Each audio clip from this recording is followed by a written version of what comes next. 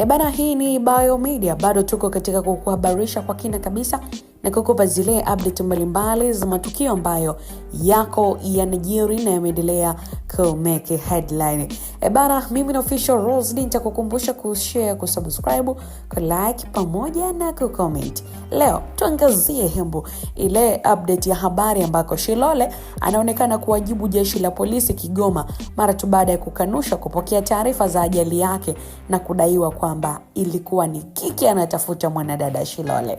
Huyu ni msanii maarufu kabisa nchini Tanzania, mwanadada Shilole, ambaye ameibuka na kutoa majibu baada ya jeshi la polisi mkoani Kigoma kutoa taarifa rasmi ya kukanusha uvumi ambao ulikuwa ukisambaa kwenye mitandao ya kijamii kuhusu ajali ya gari ambayo inahusisha jina lake.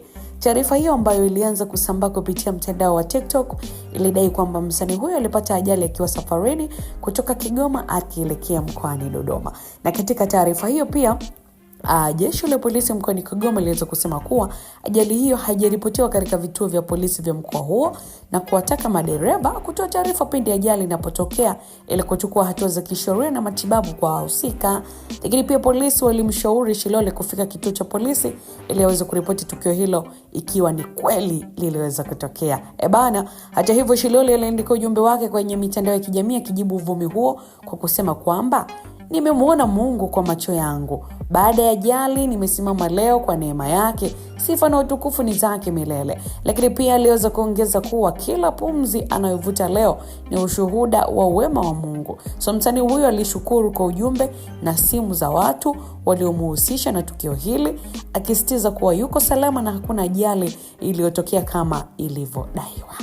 Shilole alieleza pia kuwa yeye ni shahidi wa nguvu za Mungu katika maisha yake na alishukuru kwa dua za mashabiki na wapenzi wake ambao walimuombea. Ujumbe wake uliweza kupokelewa kwa hisia za furaha na matumaini kutoka kwa wafuasi wake, huku akionyesha umakini katika kuwasiliana na mashabiki kuhusu ajali yake.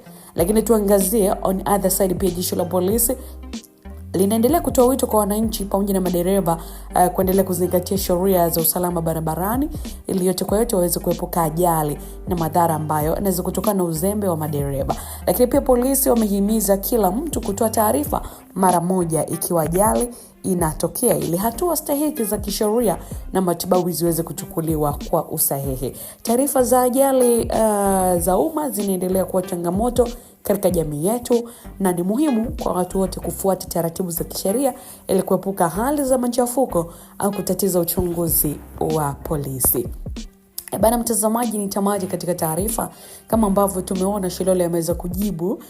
Ni kama naye mwenyewe anakubali ama nakiri kwamba ajali haikutokea. Lakini ukiangalia kwa upande mwingine ni kama ujumbe wake umebeba shukrani kwa Mwenyezi Mungu kwamba Mungu anatosha kushukuriwa. Si lazima taarifa zifike jeshi la polisi. Maoni yako mtazamaji moja kwa moja wakati mwingine itaweza kuyaangazia. Uwe na wakati mwema.